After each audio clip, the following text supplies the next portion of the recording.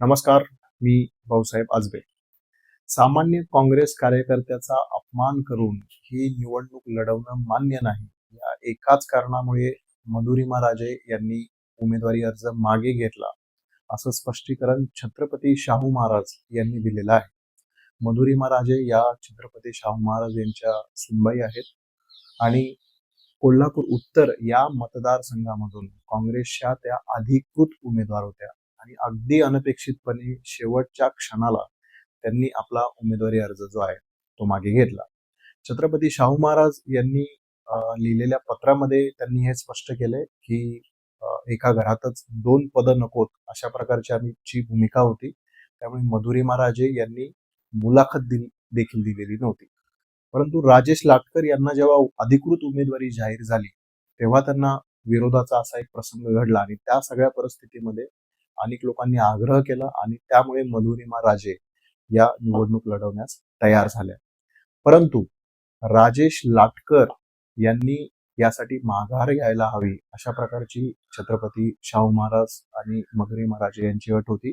राजेश लाटकर यांच्या कुटुंबियांची देखील त्यांनी चर्चा केली होती.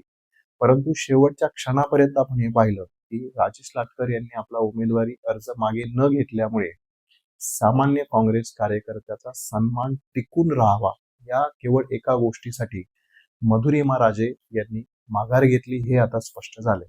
म्हणजे खरं तर या सगळ्या प्रसंगामधून अत्यंत नाट्यमय, अत्यंत अनपेक्षित असा हा प्रसंग झालेला असला तरी शाहू महाराजांच्या गादीची जी परंपरा आहे, सामान्य माणसाचा सन्मान ठेवण्याची, सामान्य कार्यकर्ता जो आहे त्याला न्याय देण्याची, ती परंपरा या निमित्तानं पुन्हा कशी टिकून ठेवली हे आपल्याला दिसून येईल. आणि त्यामुळेच अगदी शेवटच्या क्षणापर्यंत उमेदवारी अर्ज घेणं जे आहे त्यासाठी ते का थांबले होते हे आपल्याला याच्यामधून लक्षात येतं. दुसरी या निमित्तानं जी एक गोष्ट आहे ज्याच्यावरती छत्रपती शाहू महाराज यांनी स्वतः त्याबाबत स्पष्टीकरण दिलं ते असं की हा सगळा प्रसंग घडल्यानंतर आपण पाहिलं की काँग्रेसचे नेते, कोल्हापूरचे जिल्हाध्यक्ष बंटी पाटील यांचा भावना त्यांनी कार्यकर्त्यांविषयी ज्या व्यक्त केल्या, कार्यकर्त्यांशी बोलताना त्यांनी एक संताप जो आहे तो व्यक्त केला आणि त्याच्यामुळे महायुतीच्या जी सगळी समर्थक मंडळी आहे त्यांनी बंटी पाटील यांनी शाहू महाराजांचा अपमान केलाय अशा प्रकारचं एक चित्र जे आहे ते रंगवण्याचा प्रयत्न केला. त्यावर शाहू महाराज असं म्हणतायत की सतेज पाटील यांनी आमचा कोणत्याही प्रकारचा अपमान केलेला नाही, हा विरोधकांचा कांगावा आहे. इनफॅक्ट ते असं म्हणतायत की माघार घेतल्यानंतर भुदरगडमध्ये जो एक कार्यक्रम झाला, राहुल देसाई म्हणून जे आहे त्यांचा पक्षप्रवेशाचा हा कार्यक्रम होता, त्या कार्यक्रमाला आम्ही दोघेही उपस्थित होतो आणि कार्यक्रमावरून माघारी आम्ही एकाच गाडीमध्ये एकत्र देखील आलो. त्याच्यामुळे छत्रपती शाहू महाराज आणि बंटी पाटील यांच्यामध्ये काहीतरी मनभेद आहेत असा दाखवण्याचा जो काही प्रयत्न त्यांचे स्थानिक विरोधक महाडिक असतील किंवा महायुतीचे समर्थक असतील यांनी जो प्रयत्न केला तो प्रयत्न अशा प्रकारे छत्रपती शाहू महाराज यांनी हाणून पाडलेला आपल्याला दिसून येतो. आता एक गोष्ट आपण ही लक्षात घ्यायला हवी की सतेज पाटील हे नेता नंतर आहेत, ते आधी एक सच्चा कार्यकर्ता आहेत.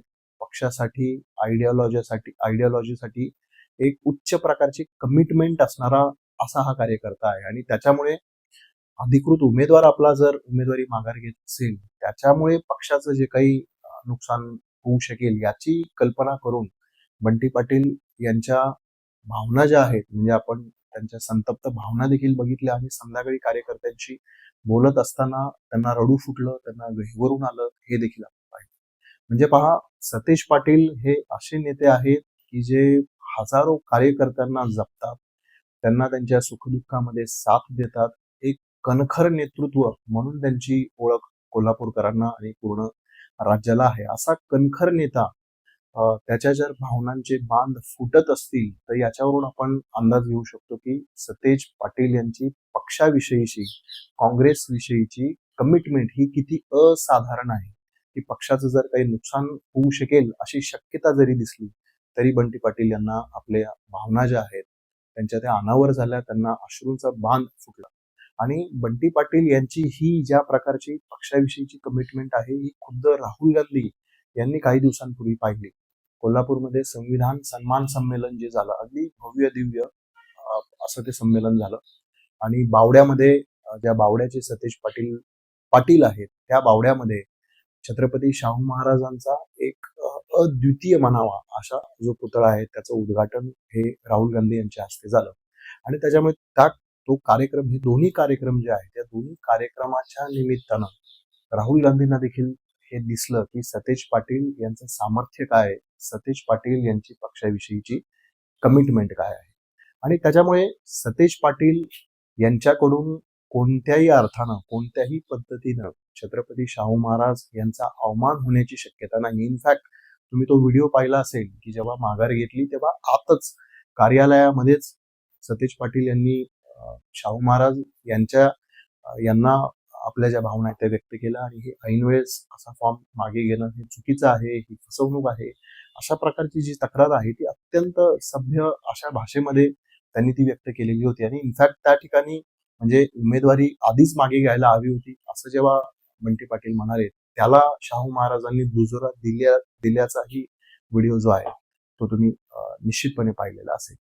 त्यामुळे मुद्दा असा आहे की जरी हे अनपेक्षित नाट्य झालेलं असलं तरी याच्यामध्ये शाहू महाराज आणि बंटी पाटील यांच्यामध्ये काहीतरी आता दरी निर्माण झालेली आहे असा जो एक प्रयत्न विरोधक करतायत तो चुकीचा आहे, हे या सगळ्या घटनाक्रमावरून आणि या सगळ्या गोष्टींवरून स्पष्ट होतं. राहिला तिसरा मुद्दा की आता राजेश लाटकर हे जो सामान्य काँग्रेस कार्यकर्ता आहे त्याला काँग्रेसनं बंटी पाटलांनी आणि छत्रपती शाहू महाराज यांनी समर्थन दिलेलं आहे. त्यांना प्रेशर कुकर हे देखील चिन्ह मिळालेलं आहे.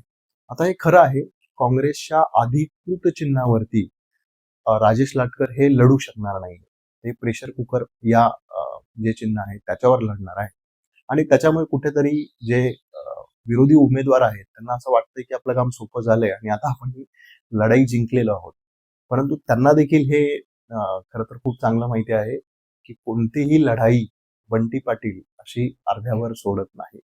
इनफॅक्ट त्यांचं एकूण राजकीय प्रवास जर आतापर्यंत आपण पाहिला तर हे आपल्याला लक्षात येईल की एखादी गोष्ट मनावर त्यांनी घेतली किंवा जितकी आव्हानं मोठी दिसतील तितकं बंटी पाटलांचं सामर्थ्य जे आहे ते उजळून येतं. आणि आता हे जे नवीन आव्हान निर्माण झालंय की ज्याच्यामध्ये पक्षाच्या चिन्हाशिवाय लढावं लागणार आहे, प्रेशर कुकर या चिन्हांना लढावं लागणार आहे, या स्थितीमध्ये देखील निश्चितपणेच बंटी पाटील यांचं नियोजनाचं जे सामर्थ्य आहे ते उजळून आलेलं आपल्याला दिसून येईल. त्यामुळे दोन गोष्टी आहेत की या दोन गोष्टींमुळे राजेश लाटकर हे निश्चितपणे निवडून येतील अशी शक्यता तयार झाली आहे. एक गोष्ट अशी आहे की मुळात समोरचे जे उमेदवार आहेत त्यांची जी प्रतिमा आहे, त्यांची जी पूर्वीची कारकीर्द आहे त्याच्याविषयी लोक समाधानी नाहीत, हा एक भाग.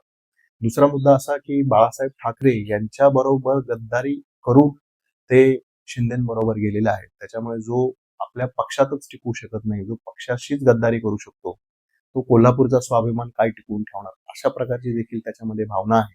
आणि दुसरा महत्वाचा मुद्दा असा की छत्रपती शाहू महाराजांनी सामान्य कार्यकर्त्याचा सन्मान ठेवण्यासाठी ही जी माघार घेतली आहे, हा जो त्याग केलाय, याच्यामुळे एक सहानुभूतीची, याच्यामुळे एक रिस्पेक्टची जी भावना आहे ती छत्रपती शाहू महाराजांविषयी आणि शाहू महाराजांनी ज्यांना समर्थन दिले त्या राजेश लाटकरांविषयी निश्चितपणेच मतदारांमध्ये तयार झाली. त्यामुळे छत्रपती शाहू महाराजांचा आशीर्वाद आणि बंटी पाटलांचं असाधारण, युनिक, अद्वितीय म्हणावं असं नियोजन, या दोन गोष्टींच्या आधारावरती अगदी निश्चितपणे 20 नोव्हेंबरला तुम्हाला असं दिसेल की प्रेशर कुकरची शिट्टी निश्चितपणे वाचेल.